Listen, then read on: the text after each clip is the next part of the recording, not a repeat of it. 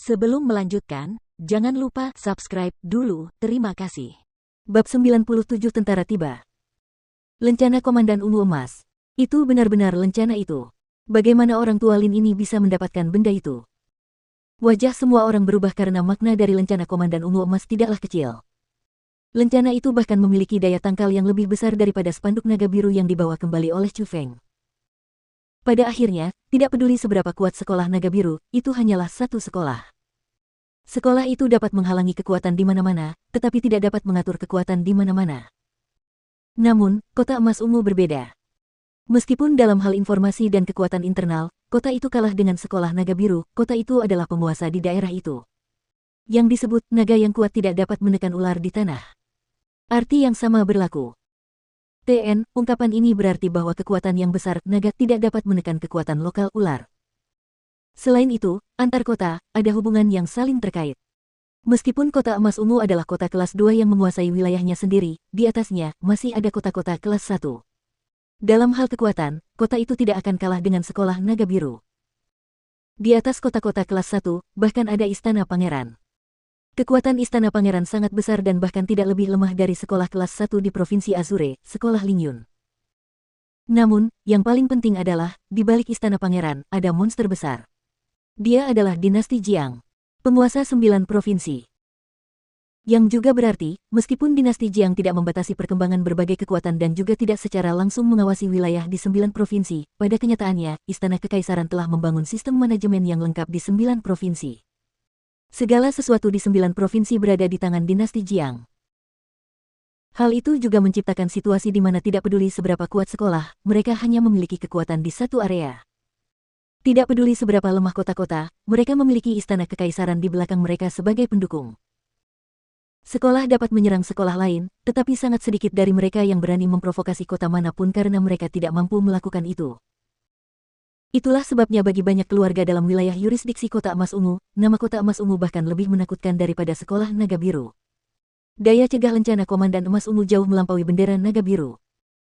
Mengapa kalian tidak berlutut bahkan setelah melihat lencana Komandan Ungu Emas?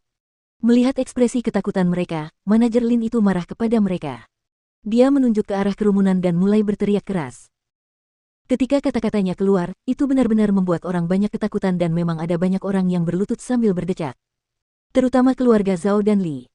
Mereka seolah-olah melihat penyelamat mereka dan mereka mulai membenturkan kepala mereka ke tanah. Menghadapi pemandangan itu, Chu Feng sedikit mengernyit saat ia menaruh semua yang ada di matanya. Ia tiba-tiba mengerti sebuah pepatah. Ia tahu apa arti rumput di atas tembok yang melengkung karena angin karena pada saat itu, ada sekelompok orang di depannya yang seperti itu. Mengapa kalian semua tidak berlutut?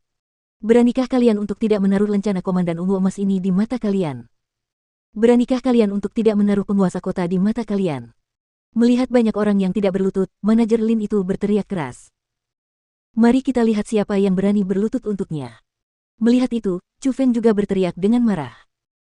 Setelah mendengar kata-kata Chu Feng, mereka yang awalnya ingin berlutut benar-benar bingung karena mereka memasuki dilema.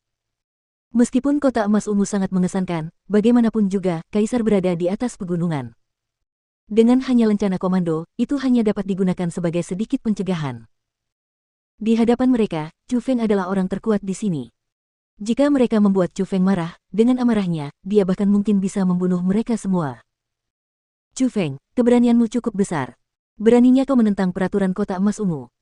Kau tidak hanya tidak berlutut saat melihat lencana Komandan Emas Ungu, kau bahkan berani mengancam orang lain. Apakah kau menentang kota emas ungu? Apakah kau menentang dinasti Jiang? Manajer Lin menunjuk Chu Feng dan berteriak. Dalam kata-katanya ada makna ancaman. Memangnya kenapa kalau aku menentang? Apa kau percaya aku akan membunuhmu sekarang? Chu Feng tidak hanya tidak takut, dia bahkan berteriak dingin. Fenger, jangan gila. Lencana Komandan Ungu Emas miliknya asli. Kau tidak boleh menyerangnya atau kota Ungu Emas tidak akan memaafkanmu. Melihat bahwa Chu Feng benar-benar memiliki niat membunuh, Chu Yuan pun ketakutan. Ia pun segera menarik lengan baju Chu Feng dan ia sangat takut bahwa Chu Feng akan menyerang manajer Lin itu.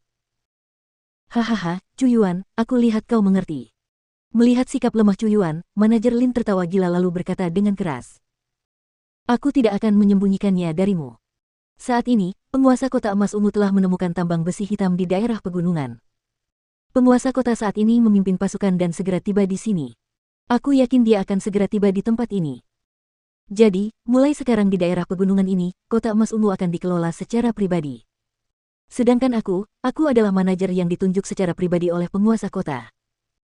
Keluarga Chu telah melakukan tindakan yang cukup besar dengan menemukan tambang besi hitam. Jadi, di masa depan, penambangan besi hitam akan dilakukan oleh keluarga Chu juga. Namun, semua biji yang diekstraksi harus diberikan ke kota emas ungu. Penggelapan tidak diperbolehkan atau, tanpa kecuali, pemenggalan kepala akan menjadi hukumannya.